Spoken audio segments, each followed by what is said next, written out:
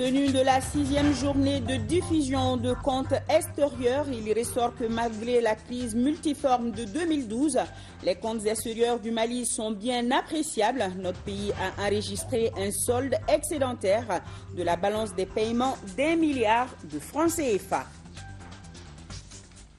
Un invité sur ce plateau, il s'agit du ministre de la Justice qu'on retrouvera à tout instant dans ce journal. Bonsoir et bienvenue dans cette édition que j'ai le plaisir de vous présenter. Notez tout d'abord qu'un conseil de cabinet s'est tenu aujourd'hui sous la présidence du Premier ministre Moussa Mara. À l'ordre du jour figurait essentiellement le point du redéploiement de l'administration et des services sociaux de base dans les régions du Nord ainsi que certaines localités des régions de Ségou et de Mopti. Mohamed Ould Mamouni nous lit le communiqué final. Dans l'ensemble, le mouvement de retour des services de l'administration, de la sécurité, de l'éducation et de la santé avait atteint un seuil acceptable.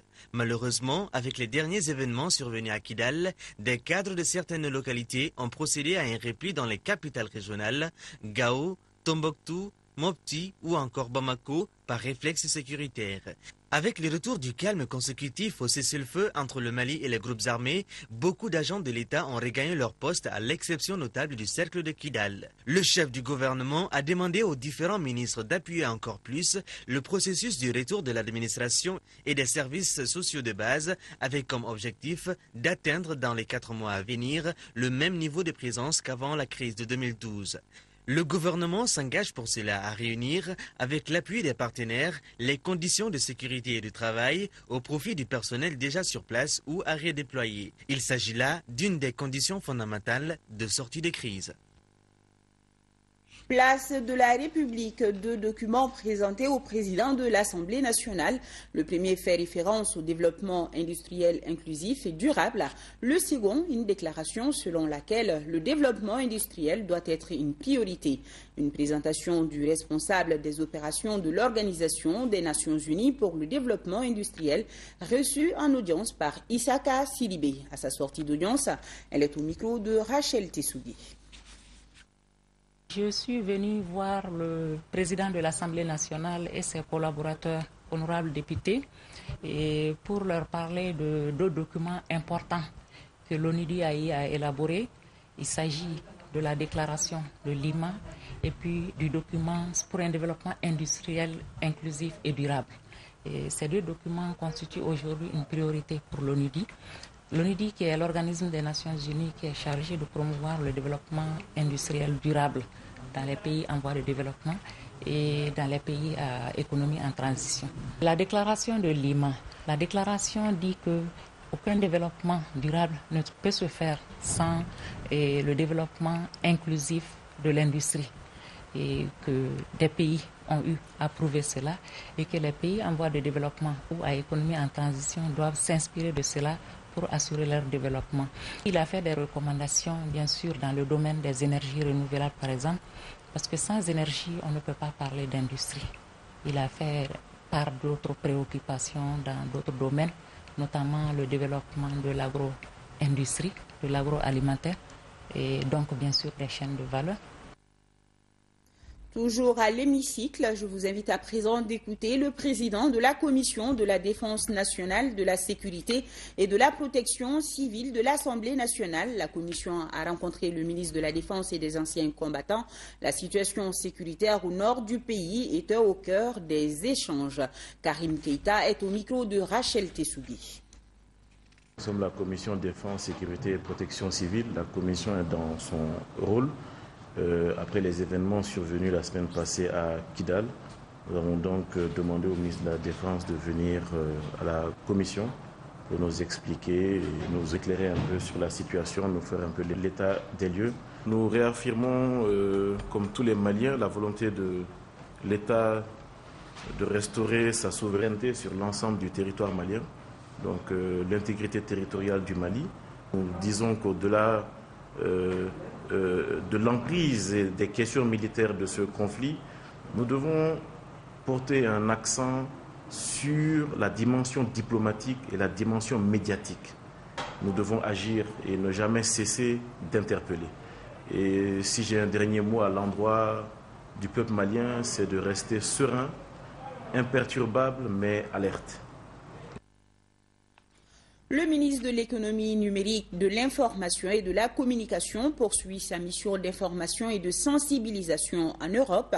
Il était ce matin à Bruxelles où il s'est adressé au groupe des 79 pays ACP.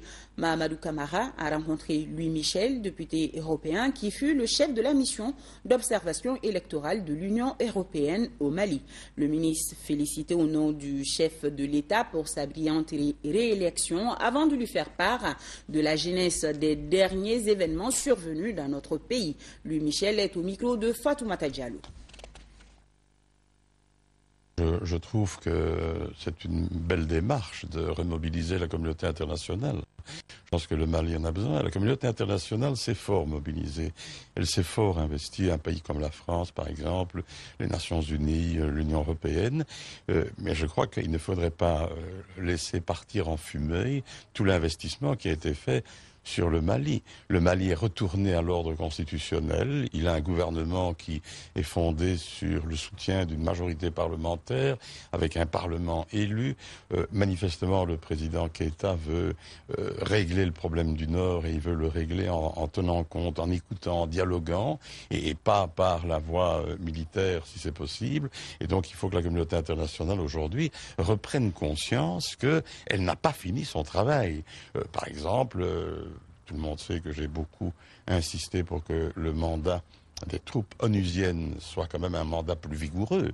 On ne peut pas juste venir quand les autres ont fait le travail. Donc je crois qu'il faut relancer certainement, revoir, refonder. C'est le moment d'ailleurs de redéfinir le mandat des Nations Unies. Deuxième problème, c'est quand même qu'il faut maintenant entamer des négociations le plus vite possible pour aboutir à des réponses institutionnelles aux problèmes spécifiques du Mali. Et troisième volet, moi je plaide et je vais continuer à plaider au niveau de la communauté internationale et notamment des donateurs qui se sont engagés sur 3,250 milliards, qu'ils libèrent peut-être un peu plus vite et sous forme d'aide budgétaire le plus possible de moyens pour que les autorités maliennes, officielles, celles qui sont garantes de l'intégrité du territoire, puissent apporter à toutes ces populations une vraie perspective et des moyens pour les aider dans l'immédiat. Voilà, Fatoumata Diallo nous signale également que le ministre a eu d'autres entretiens, notamment avec le secrétaire général du service européen pour l'action extérieure.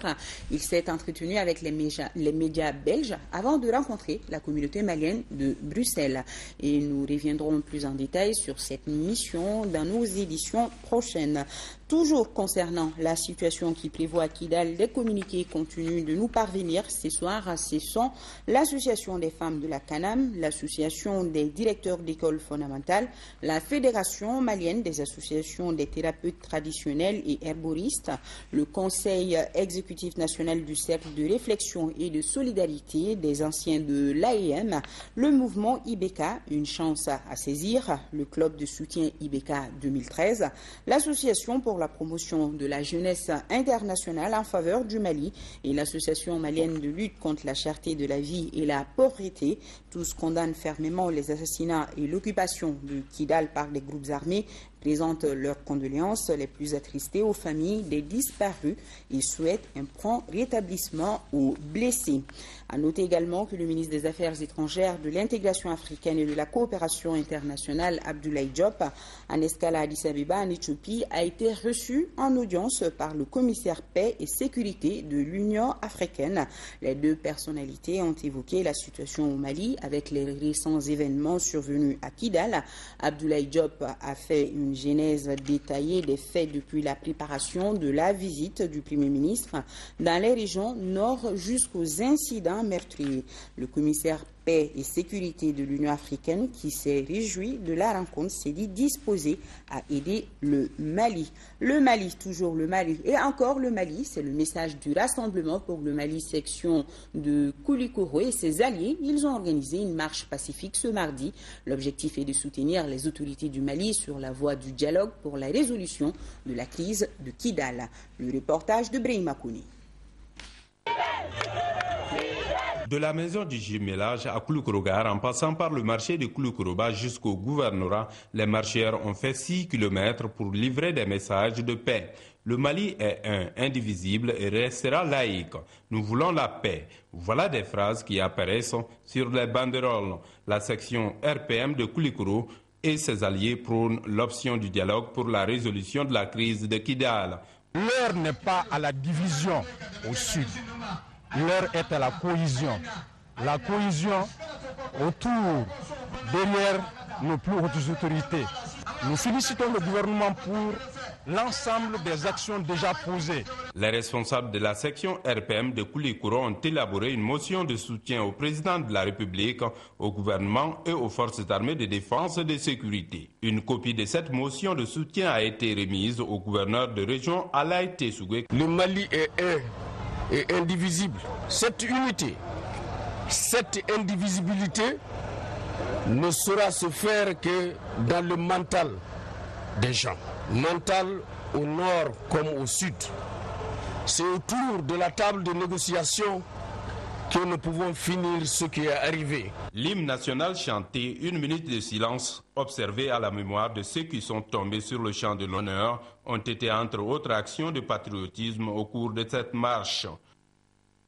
Toujours à Koulikoro, sur un tout autre plan, maintenant, le vice-ministre allemand de la Défense était en visite là-bas. Pour l'occasion, il s'est rendu au centre d'instruction Boubacar Sadassi de Koulikoro. Markus Grubel a visité les infrastructures allemandes et a exhorté les soldats de son pays à s'investir davantage dans la mission de l'EITM. Le reportage de Brahima Kouli. Le vice-ministre allemand de la Défense, Markus Grubel, est venu avec 2 femmes députées du Parlement de son pays au centre d'instruction Boubacar Sadassi de Koulikoro. Ici, ces personnalités allemandes ont visité l'atelier de soutien logistique des soldats allemands et ont procédé à la réouverture de l'hôpital militaire, une structure hospitalière tenue par les Allemands qui a vu ses capacités renforcées. Nous sommes venus ici pour voir le soutien des forces armées maliennes dans le domaine de la formation. Ces formations concernent l'infanterie, les troupes logistiques ainsi que le génie. Et j'étais très content d'apprendre par monsieur le colonel que l'équipement que nous mettons à disposition des forces armées maliennes sont très bien accueillis ici. Vous pouvez les utiliser à bon escient. Cette visite du ministre allemand de la Défense est placée sous le signe du renforcement des efforts de l'Allemagne dans le cadre de la mission de l'EITM. Une mission qui profite bien au centre d'instruction Boubacar Sadassi de Koulikoro. L'intervention de l'armée allemande a pris encore un grand format. Au-delà de sa formation traditionnelle du génie, l'Allemagne s'engage à prendre en charge la formation de l'infanterie et de la logistique. Le nouveau mandat de formation de l'EITM, auquel l'Allemagne et une vingtaine d'autres nations participent, doit permettre de restructurer l'armée malienne. Restons toujours avec le vice-ministre allemand de la Défense, cette fois-ci à Ségou. Hier lundi, ce sont le camp de Bafo et les installations allemandes qu'il a visitées en 4e région. Sibiri Konaté avec la voix de Fousseini Samake, reportage. Le diplomate allemand Grubel, en visite dans notre pays, s'est rendu au camp du 26e BTG de Bafo. En fait, il y a 2 objectifs de notre visite. Premièrement, nous sommes venus ici au Mali pour rencontrer des représentants de votre gouvernement du Mali pour les entretiens, pour nous informer sur la situation de votre pays. Et deuxièmement, aussi pour rendre visite à nos militaires qui ici suivent une formation pour ainsi avoir une impression pratique de la situation. La délégation a pu assister à une démonstration de franchissement que son pays encadre au Mali, pour la satisfaction des bénéficiaires. Suite à cette formation, vraiment, nos éléments ont appris des choses. À 2 mois déjà, et vous voyez, c'est nous-mêmes qui pilotons. Ce qu'on vient de voir à travers cet exercice, vraiment, j'ai vu que nos éléments, au départ, n'avaient pas acquis de tel professionnalisme. Ils sont en train de finaliser cette formation suivant la règle de l'art. Et toi, ça vient pour renforcer nos capacités d'intervention. La direction du génie militaire peut en être fière car cette formation de franchissement est une réponse au cas d'inondation connu pendant la période hivernale au Mali. Place maintenant à notre invité de ce journal. Il s'agit du ministre de la Justice. Bonsoir, monsieur le ministre. Bonsoir. Bienvenue sur notre plateau. D'abord, je veux vous demander votre réaction par rapport au reportage que vous avez suivi dans ce journal. Dans ces reportages, on parle du Mali. Tous soutiennent le Mali. Alors aujourd'hui, quelle est la position du gouvernement malien au jour d'aujourd'hui par rapport à la situation de Kidal? Bien, le gouvernement malien n'a pas varié de position par rapport à Kidal. Le gouvernement malien pense qu'il faudrait tout simplement négocier, privilégier le dialogue, la négociation, mais sans faire l'économie des aspects de la justice, des aspects qui se rapportent à la justice dans le règlement du conflit du Nord en général. Ce qui m'amène à considérer que l'agenda du gouvernement est un agenda réaliste, voulu à la fois par le Mali, les Maliens, les citoyennes et les citoyens, mais également par la communauté internationale, parce que les conflits récents se sont traduits parfois par des violations massive des droits de l'homme dans certaines localités par des crimes de guerre, des crimes contre l'humanité. Et toutes choses qui ne peuvent rester impunies et qu'il faudrait prendre en charge le moment venu, soit au niveau de nos juridictions nationales, soit dans le cadre de l'accord qui nous lie à la Cour pénale internationale. Donc vous avez parlé de crimes. Je suppose que déjà vous avez pris des dispositions par rapport à tout cela, aux assassinats et crimes. Bien sûr. Prenons l'exemple le plus récent. Lors de la visite de Monsieur le Premier ministre et de certains membres du gouvernement à Kidal. Vous savez, les membres du gouvernement sont allés, je crois, vraiment animés de la meilleure bonne foi possible. À la fois, nous pensions que les citoyennes et les citoyens de Kidal et de toute la région de Kidal ont un besoin d'avoir une administration qui puisse répondre à leurs attentes de la même manière qu'elle le fait à celle des autres citoyens de ce pays sur l'ensemble du territoire national. Donc, Monsieur le Premier ministre, je crois conformément à tout ce que le Mali avait souhaité, les bailleurs de fonds, les parlementaires, nous avons tous souhaité à un moment que l'administration se redéploie et que cela est un facteur positif pour les négociations. Tant la présence de l'État sécurise et rassure, notamment quand on sait que la déflagration qu'il y a eu dans le Nord a fait douter plus d'une personne sur les capacités de l'État à exprimer sa souveraineté dans cette région de notre pays. Donc, retourner là-bas était nécessaire. Les ministres donc sont engagés dans ce voyage avec la meilleure bonne foi possible et nous sommes partis désarmés. Désarmés, c'est-à-dire que nous avons pris l'avion de la MINUSMA avec comme seule arme notre volonté de bien faire et nos sacs de voyage. Vous disiez que vous partiez dans une partie du Mali. Dans une partie du Mali, tout comme les mouvements armés arrivent à Bamako pour négocier. Ils sont accueillis à l'aéroport, ils descendent dans les hôtels et ils ne sont l'objet d'aucune exaction que je sache. Donc, ils sont accueillis ici parce que c'est nos frères. Et pour nous, en allant à Kidal, nous allons au Mali, pas ailleurs. Et nous allons rencontrer qui? Nos frères, surtout ici qu'on allait pour rencontrer monsieur le gouverneur, les préfets qui sont les premiers représentants de l'administration et s'enquérir auprès d'eux de tout ce qu'il était nécessaire d'entreprendre pour consolider et réaffirmer la présence de l'État malien dans le nord.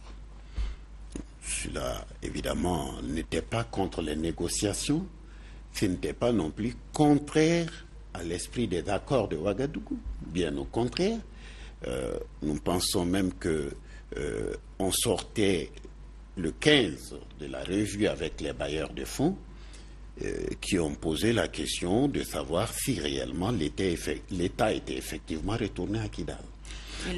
Et la suite, tout le monde connaît ce qui s'est passé. La suite, c'est une suite qui mérite qu'on l'analyse un peu.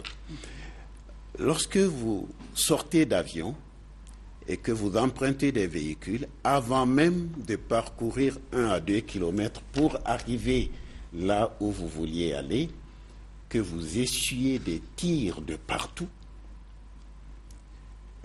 c'est étonnant. On se dit, mais pourquoi il y avait un cessez-le-feu? Est-ce que le cessez-le-feu est remis en cause? Pourquoi il y avait le retour de la paix?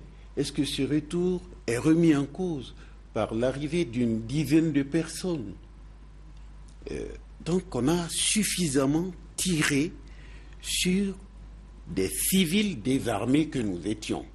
Le gouvernement, c'était le Premier ministre, 7 ministres, le chef de cabinet représentant le ministre de l'Énergie, et puis quelques personnes qui nous accompagnaient et sur lesquelles on a tiré des heures et des heures devant les structures de la communauté internationale qui peuvent témoigner que vraiment les coups de feu qui ont été tirés sur la délégation et à l'occasion de l'arrivée de la délégation sans que rien ne puisse les expliquer.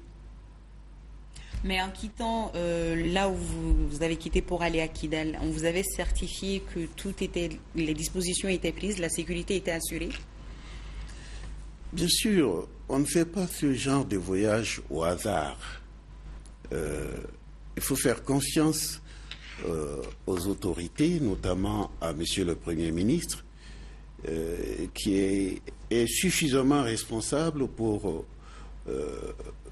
ne pas entreprendre un tel voyage à l'insu de tous les partenaires.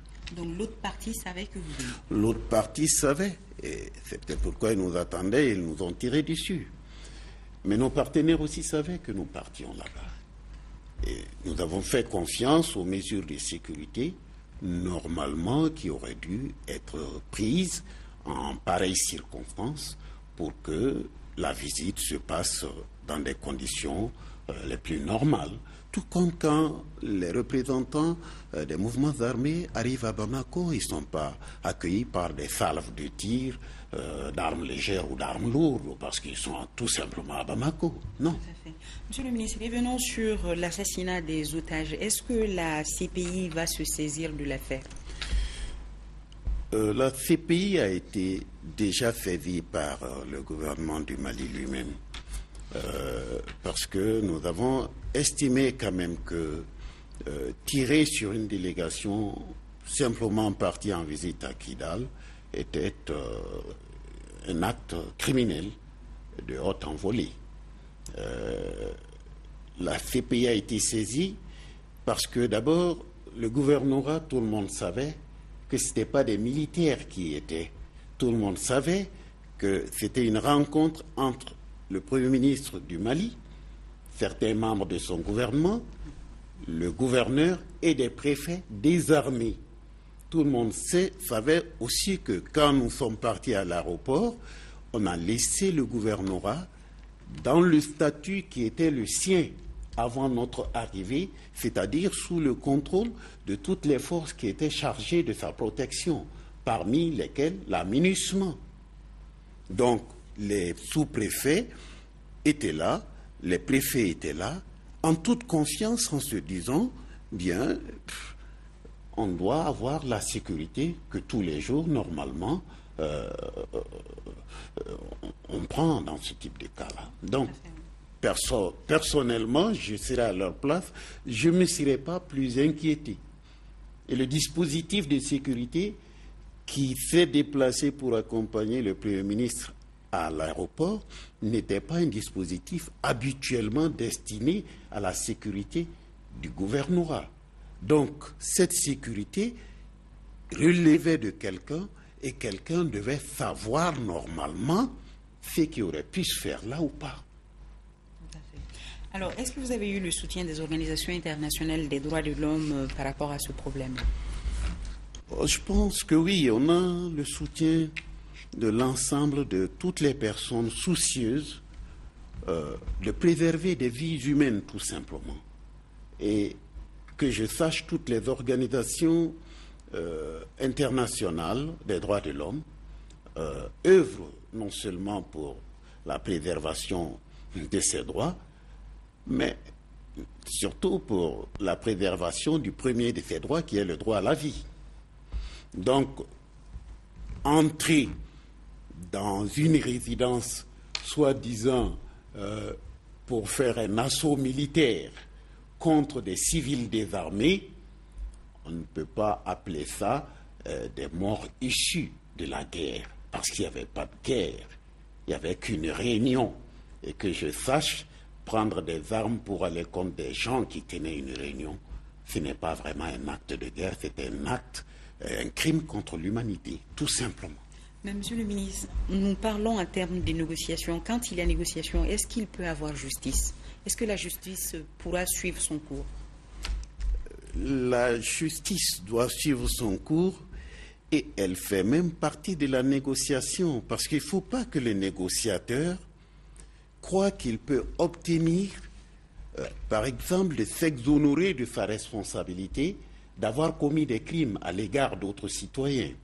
Il faudrait que pleinement il ait la conscience que quel que soit le type d'accord auquel il peut prétendre, de part et d'autre d'ailleurs, tant du côté du gouvernement que des forces armées, les actes répréhensibles et relevant de crimes commis en l'endroit des citoyennes et des citoyens doivent être relevés, reconnus et punis pour que, une fois pour toutes, les citoyens aient la conscience qu'aucun acte ne tombera dans l'impunité. Parce que ce serait grave que des actes aussi répréhensibles ne puissent pas donner lieu à des sanctions au plan judiciaire. Ce n'est pas possible. Okay. Monsieur le ministre, une dernière question. On appelle la population à ne pas faire d'amalgame. L'amunissement, ce sont nos amis. Serval, ce sont nos amis. Alors, quel appel lancez-vous ce soir à la population par rapport à ces amis du Mali? C'est des amis du Mali, c'est sûr. C'est par amitié qu'ils sont là, ce n'est pas des Maliens. Et ils ne sont concernés par ce conflit que parce que, justement, cette amitié existe. Donc moi, je pense que la population doit avoir ceci à l'esprit, que nous ne devons pas nous en prendre à nos amis. Ce n'est pas eux qui ont tiré sur nous. Ce n'est pas eux qui ont voulu qu'on tire sur nous. Je pense que la communauté nationale doit essayer de discerner le contour réel des événements, situer les responsabilités, sans vraiment prendre à cœur de faire l'amalgame entre ceux qui nous ont tiré dessus et ceux qui étaient là pour sécuriser le Mali. On ne peut pas dire que Serval n'a pas vraiment aidé le Mali. On ne peut pas dire que l'amunissement n'aide pas le Mali. Il nous aide. Ils essayent de nous aider à parvenir au dialogue. Ce n'est pas facile, mais que des fois il y a des circonstances de ce genre qui amènent à s'interroger, ces interrogations ne doivent pas donner lieu à amalgame entre ceux qui nous ont agressés et ceux qui sont là pour nous aider. On peut s'interroger sur la manière d'aider. On peut s'interroger sur la façon de construire l'aide. On peut s'interroger sur la manière de faire percevoir l'aide à celui qu'on aide. Il faut qu'il comprenne l'aide que vous lui donnez, les contours et les reliefs de cette aide-là. Et à ce niveau-là, je crois que nous nous sommes compris avec la communauté internationale. Et dans notre esprit, il n'y a pas de doute ils sont là pour aider notre pays. Et c'est cela le message que j'aimerais que mes concitoyennes et mes concitoyens retiennent dans cette circonstance douloureuse que nous venons de vivre. Et je crois que le Mali reçoit une délégation de la CPI très bientôt. Ils vont venir. Qu'est-ce que la délégation va faire au juste? La CPI a un protocole avec le Mali. Elle ne vient pas spécialement pour le cas de Kidal. Dans le cadre de l'accord qu'il y avait, la CPI a un certain nombre de missions qui ont été définies par rapport au Nord. Et même les événements de Kidal, tels qu'ils se sont déroulés, le gouvernement n'avait même pas spécialement besoin de saisir la CPI. La CPI aurait pu s'en saisir d'office d'elle-même. Mais nous l'avons fait quand même parce que nous pensons qu'il faut tout simplement attirer l'attention sur la gravité des événements qui se sont passés. Et c'est pourquoi l'arrivée de la CPI était déjà prévue avant même les événements de Kidal. Donc, ils viennent à point nommé trouver ces événements et nous allons en discuter certainement. Monsieur le ministre, merci pour ces éclairages. Je vous en prie. Merci beaucoup. Merci, monsieur le ministre. La suite de ce journal, le projet initiative eau et sécurité alimentaire prolongé d'une année, la signature entre le ministre du Développement rural et l'ambassadeur d'Espagne d'une convention pour l'extension du projet a eu lieu ce matin. Coût du projet, environ 213 millions de francs CFA. Compte rendu, Mahamadou Doumbia. Grâce à cette signature de document, l'Agence espagnole de coopération internationale pour le développement met à la disposition du Mali et du Niger 466 750 $ américains, soit environ 213 millions de francs CFA. Cette signature de convention relative à la phase d'extension du projet Initiative eau et sécurité alimentaire sera exécutée grâce à la FAO à travers la maîtrise de l'eau pour l'augmentation des revenus des producteurs les plus vulnérables des zones rurales et périurbaines. Le projet ISA s'inscrit dans le cadre du programme détaillé par le développement de l'agriculture en Afrique, qui est le volet agricole du nouveau partenariat pour le développement de l'Afrique. Le Royaume d'Espagne, à travers la FAO, par le biais de la convention qui sera signée à l'instant, vient de mettre à la disposition du Mali et du Niger un montant total de 466 750 $ américains. Au Mali, après 4 années d'exécution, ces projets ont atteint des résultats importants. Cette cérémonie permet de financer une phase d'extension du projet pour une année supplémentaire. On va discuter avec eux pour vraiment redéfinir le champ d'application du projet, le champ d'action. Est-ce qu'on va se limiter seulement sur les anciens sites ou bien vraiment on va généraliser les résultats acquis, comment consolider les acquis. Ces projets initiative eau et sécurité alimentaire phase 2 concernent 5 pays qui sont, en plus du Mali, le Niger, le Burkina Faso, la Guinée et le Sénégal.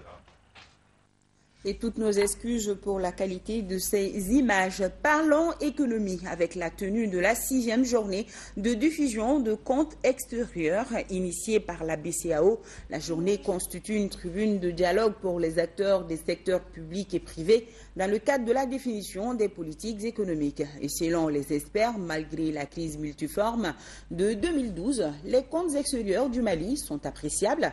Notre pays a enregistré un solde excédentaire de la balance des paiements d'1 milliard de francs CFA. Bourama Traoré, les détails. En 2012, les comptes extérieurs du Mali étaient ouverts. Malgré la double crise politico-sécuritaire, notre pays a enregistré un solde de la balance des paiements d'1 milliard de francs CFA. L'annonce a été faite par le directeur national de la BCEAO à l'ouverture de la 6e journée de diffusion des comptes extérieurs. Ces comptes sont produits annuellement par la Banque centrale et diffusés après validation. Les comptes extérieurs se sont bien comportés malgré la crise parce que nous avons une balance commerciale excédentaire depuis fort longtemps. On n'avait pas enregistré d'excédent au niveau de la balance commerciale. Et donc, du fait de cet excédent, nous avons un compte courant moins dégradé que ce qu'on a observé au cours des dernières années. Et donc, malgré la suspension de l'aide extérieure, nous avons pu avoir un solde de la balance des paiements excédentaire. En termes de chiffres, l'excédent de la balance globale est de 1 milliard. Le compte courant représente 3,2% du PIB contre 7,8% l'année d'avant. Donc ça, c'est une amélioration très sensible. La journée de diffusion des comptes extérieurs est instituée par les autorités monétaires. L'objectif est de permettre aux acteurs de la vie économique nationale de se familiariser avec le concept de la balance des paiements. Il s'agit également de renforcer le dialogue entre les secteurs publics et privés dans le cadre de la définition des politiques économiques. L'exercice est jugé important et transparent. Nous pensons que c'est un exercice de transparence, un exercice de partage d'informations sur un outil essentiel de conseil à la prise de décision. Donc il est essentiel pour nous de maîtriser ce processus, d'en comprendre les tenants et les aboutissants. Je voudrais dire que cet exercice autour de la balance des paiements est hautement significatif et arrive à un moment où pour le Mali, 2012 a été une année bonne, mais nous savons que Dieu seul sait ce que va être 2013 et 2014. Mais déjà à ce stade, je pense que sur les fondamentaux que nous avons eus à 2012, ça nous a aidé à bâtir une certaine résilience face à tout ce qu'on a subi comme choc exogène et endogène ces dernières années. Pour la 6e journée de diffusion des comptes extérieurs, la réflexion porte sur le solde courant de la balance des paiements. Principale motivation, couvrir les déficits courants qui constituent un risque pour la viabilité des comptes extérieurs. À noter que le Mali, à l'instar des autres pays francophones, a célébré le 20 mai 2014 le 16e anniversaire de l'Association des ombudsmans et médiateurs de la francophonie. Pour la circonstance, la présidente de l'AOMF a adressé un message de félicitations et d'encouragement à ses pairs et à leurs collaborateurs pour la poursuite de la mission commune aussi fondamentale qu'exigeante. À noter que le Mali est membre du bureau de cette association qui compte aujourd'hui une 50aine de membres provenant d'Afrique, d'Amérique, d'Asie et d'Europe. Bientôt, un instrument juridique à la disposition du ministère de l'économie numérique, de l'information et de la communication, instrument qui va permettre de soumettre à l'identification tous les utilisateurs des services de télécommunication. Les travaux préparatoires pour l'identification des abonnés ont débuté hier lundi, c'est ce que nous dit Mamoudou Sidibi. Cet atelier sur les approches possibles pour l'identification des abonnés à la téléphonie mobile vise entre autres objectifs la stimulation des échanges et la communication entre les acteurs du secteur concerné, l'identification des défis afin de dégager les pistes de solutions, la définition d'une feuille de route favorisant une meilleure application des textes. Notre grand espoir, c'est qu'au sortir de cet atelier, nous puissions avoir un document quasi fini qui pourrait être mis en œuvre dans les plus brefs délais, pour qu'une des missions essentielles dévolues à l'autorité de régulation des télécommunications puisse s'exercer dans toute sa plénitude. La réglementation doit tenir compte de tous les paramètres, car elle est économique, sociale et culturelle, d'où l'implication de tous. Notre contribution permettra de discuter de la pertinence d'un projet d'identification des abonnés et d'analyser les approches retenues et les retours d'expérience dans un échantillon de pays de la sous-région. De plus en plus, nous enregistrons malheureusement des actes et des scènes à travers notamment les téléphones mobiles, les réseaux sociaux et Internet en général, qui donnent une mauvaise image de l'utilisation faite des outils de télécommunication TIC. La situation actuelle se traduit au Mali par l'existence d'un grand nombre d'utilisateurs non identifiés, des services prépayés de téléphonie mobile, environ 20 millions de lignes en service, avec pour conséquence parfois des infractions à la loi commises par certains de ces utilisateurs.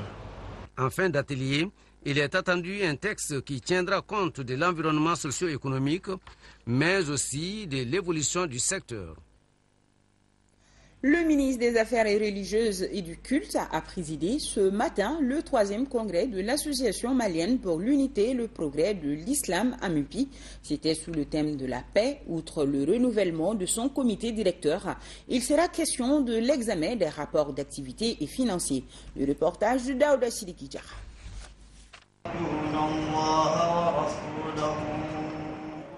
La MUPI a pour rôle principal le renforcement de l'unité des musulmans au Mali. Ce 3e congrès qui vient d'ouvrir ses travaux ce mardi va impulser une nouvelle dynamique à cette association religieuse qui a 34 ans d'existence. Nous examinerons en détail les rapports d'activité, les rapports financiers le programme de modification des statuts et règlements intérieurs, nous procéderons ensuite à la mise en place d'un nouveau comité directeur de l'AMIPI et l'élection de son nouveau bureau exécutif national. Depuis sa création jusqu'à nos jours, l'Association malienne pour l'unité et le progrès de l'islam a toujours travaillé dans la consolidation d'un islam de paix, de tolérance dans la diversité. L'AMIPI a pu conduire et encadrer avec courage et dévouement les mouvements islamiques du Mali, consolider et renforcer l'unité des adeptes de la foi islamique dans le cadre du développement d'un islam du juste milieu. J'apporte ce message du président de la République, par le biais évidemment du Premier ministre que je représente, c'est de voir l'AMIPI dans cette œuvre qui lui est quotidienne, d'être une structure ciment consolidatrice du dialogue interreligieux entre l'islam et les autres religions, aussi que l'AMIPI, que donc l'ensemble des leaders religieux musulmans que vous êtes, fassiez de sorte à ce que l'islam soit le socle, le ciment de l'unité nationale.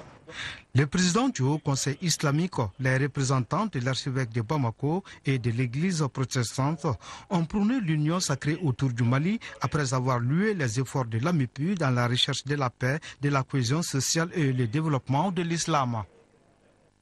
Et à l'occasion de la fête de l'Ascension, instant d'élévation du Christ vers le Seigneur, le ministre des Affaires religieuses et du culte, au nom du président de la République Ibrahim Boubacar Keïta, du premier ministre chef du gouvernement Moussa Mara, souhaite pour la communauté chrétienne du Mali une bonne fête de recueillement, puissant ce jour béni voir un Mali de paix, de réconciliation et d'unité célébrer cette fête à l'unisson. Fin de la tournée du ministre de l'Environnement, de l'Eau et de l'Assainissement. C'est Soribougou, village situé dans la forêt classée de la boucle du Baoulé, dans le cercle de Kati, qui est la dernière étape de cette visite. Échange sur l'occupation illicite de la forêt classée et le projet de lotissement du village en question ont meublé la rencontre avec les populations. Nos envoyés spéciaux sont Lamine Keïta et Sidimo Dibodambeli. La forêt classée est une réserve de faune et de flore sous le couvert du ministère de l'Environnement, de l'Eau et de l'Assainissement. À cet effet, elle ne doit être ni habitée ni transformée en terre cultivable. C'est parce que le village de Soribougou a failli à ces principes que le ministre de tutelle s'y est rendu pour échanger avec la population sur l'occupation illicite de la forêt classée du Baoulé et le projet de lotissement de ce village. Notre devoir, c'est de rendre effectif le droit d'exister et de vivre, le droit des Maliens, évidemment, à exister et à vivre dans un environnement sain et durable.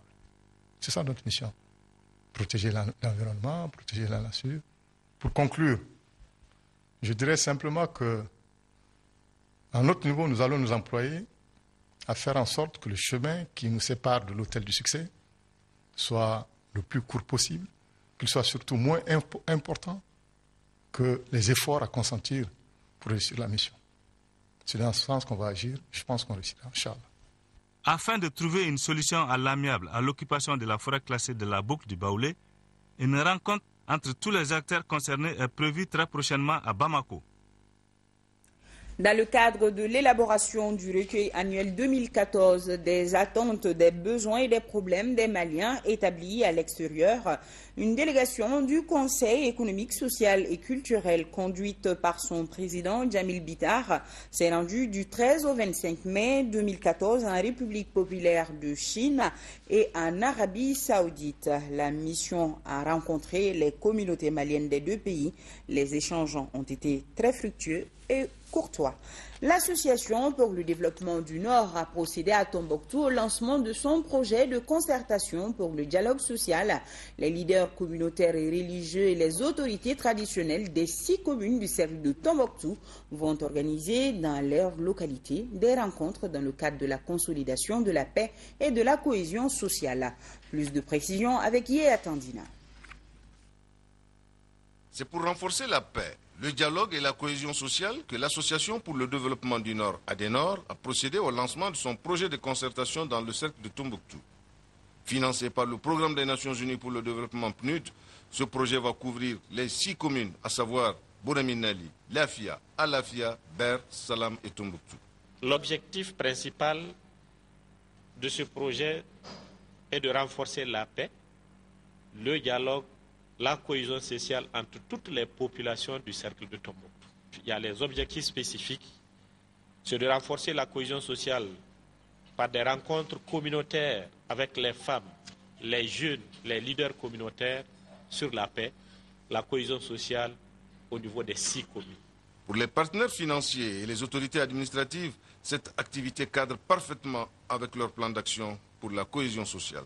Les rencontres intercommunautaires qui ont caractérisé ces différents forums et qui ont permis d'aboutir à des résultats fort encourageants ne pouvaient qu'inspirer le PNUD et Adenor. Aussi, permettez-moi de saluer cette heureuse initiative de nos partenaires qui vient une fois de plus renforcer les acquis en contribuant au raffermissement du tissu social. Sur une durée de 4 mois, chaque commune tiendra ses concertations avec les leaders communautaires, les autorités traditionnelles et administratives de leur localité. Renouvellement de bureaux du côté du Rassemblement pour les actions concrètes à RAC. La nouvelle génération s'engage à lutter davantage pour le développement et pour la bonne citoyenneté. Adama Koulibaly. Le nouveau bureau du Rassemblement pour les actions concrètes RAC compte 35 membres.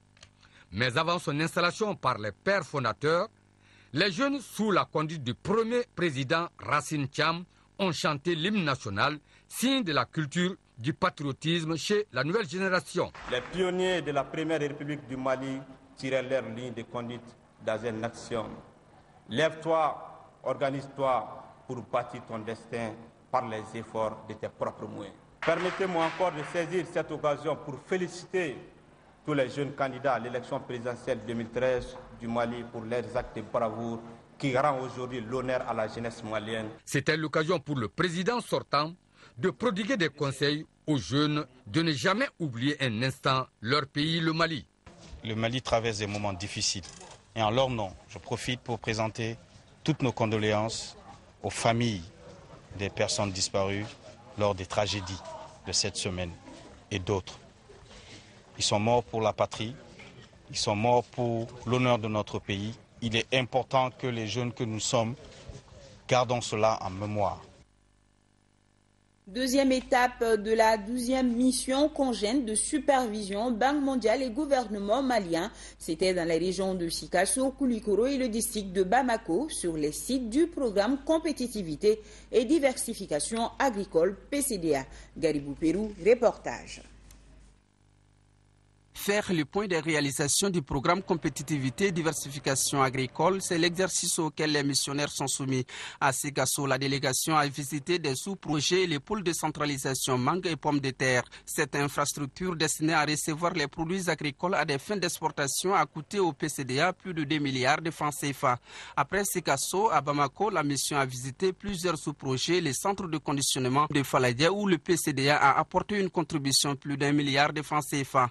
Dernière étape de cette mission, la visite du verger de mangue de Manassa d'Anyoko et la serre multichapelle de Amadou Sidibé à Katibougou dans la région de Koulikoro. J'utilise la technologie de serre multichapelle avec un filet insect-proof installé par la société Netafim. J'ai une subvention de PCDA pour faire ce projet. Et comme vous pouvez le voir, c'est de la tomate à croissance indéterminée. La conclusion des experts témoigne que le PCDA a réussi sur l'ensemble de ses réalisations. Il faut donc soutenir les acquis au bénéfice du secteur privé, mais aussi celui de l'État. Je suis satisfait que j'ai vu. En même temps, j'ai vu aussi qu'il y a des opportunités pour une croissance dans le futur. Et la question, c'est comment cette entreprise pourrait capturer cette opportunité. Cela devrait être une bonne base pour le secteur financier, pour la banque, pour réfléchir et explorer s'il y a des opportunités pour financer. Le PCDA, c'est à la fois le gouvernement, c'est aussi le bailleur de fonds, mais c'est surtout les bénéficiaires. De façon globale, je pense que c'est très satisfaisant et on peut qualifier du PCDA d'un projet réussi. Le coût initial du PCDA s'élève à 23 milliards de francs CFA. L'impact du programme, selon les experts, est estimé aujourd'hui à 100 milliards de francs CFA avec 2000 emplois. C'est en vue de consolider ces résultats et donner un label malien aux filières mangue, pommes de terre, bétail, viande et bien d'autres que le gouvernement du Mali et la Banque mondiale ont accordé 10 milliards de francs CFA à titre de financement additionnel. Il reste maintenant à résoudre le problème de la libre circulation afin que les entrepreneurs s'étaillent une part du marché qui protège ainsi les intérêts nationaux. Cette nouvelle sportive du basketball, les juniors filles du Mali se sont classées deuxième au tournoi de basket 3 contre 3 des Jeux africains qui se déroulent à Gaborone au Botswana. En finale jouée cet après-midi, les Aiglones ont perdu 14-17 devant l'Égypte. Le Mali, qui a joué dans la même poule que le Mozambique, le Nigeria, l'Algérie et le Rwanda, a pratiquement gagné tous ses matchs jusqu'à la finale. Cette deuxième place qualifie nos juniors filles pour les Jeux olympiques de la jeunesse prévus en août en Chine. Le RTM est en deuil. Joseph Keita, ancien journaliste à l'Essor et à la radio Mali, n'est plus. Il est décédé hier lundi à l'âge de 66 ans. Ses obsèques ont eu lieu à la cathédrale de Bamako. Al-Jumatina, reportage. C'est à la cathédrale de Bamako qu'a été célébrée la messe de requiem de Joseph Keita, arrachée à l'affection des parents, amis et collaborateurs. Né en 1948 dans le cercle de Bafouabé, Joseph Keita, affectueusement appelé Jo, a fait ses études primaires à l'école de la mission catholique de Kita, avant de fréquenter le lycée Terrasson de Fougères. Journaliste de son état, Joseph Keita a servi d'abord à l'Essor, avant de rejoindre la radio Mali en 1977. C'est au Niger qu'il a commencé sa carrière radiophonique dans les années 70, avant d'aller faire des études de journalisme en Belgique. De son vivant, Jo était un homme intègre et sociable. Alors moi je l'ai connu étudiant et dès mon premier contact avec lui, j'ai su que c'est quelqu'un de cœur, de bonté. Et pendant tout son parcours, j'ai vu qu'il n'hésitait même pas à donner de l'eau à certains amis, tellement il est bon de cœur. L'argent n'en parle pas. Un homme vraiment de partage. Il partageait avec tout le monde. Il était vraiment modeste, serviable, mais surtout un homme mesuré. Rarement on voit Jo alors faire des reproches. Je suis venu trouver Joseph Keita à la radio en 1983. On a sympathisé, il a été un bon grand frère pour moi. Eh bien, il connaissait son métier puisque Jo est un homme généreux. Moi, je l'appelais le journaliste globe-trotteur parce que le monsieur a traîné sa bosse un peu partout avant de débarquer à Radio Mali. De son passage à la radio Mali, Joseph Keita a animé des émissions comme Sahel Vert, Le Mali, un pays, cette région, un district. Pendant la transition en 1992, il créa plusieurs journaux, entre autres Frères d'Armes, Secteur privé agricole et le journal Albatros lorsqu'il était à la retraite. Joseph Keita repose désormais au cimetière chrétien de Bamako-Croix, laissant derrière lui une épouse et 9 enfants. Voilà, que son âme repose en paix. Amen. Ce journal est terminé. Bonsoir, merci et à demain.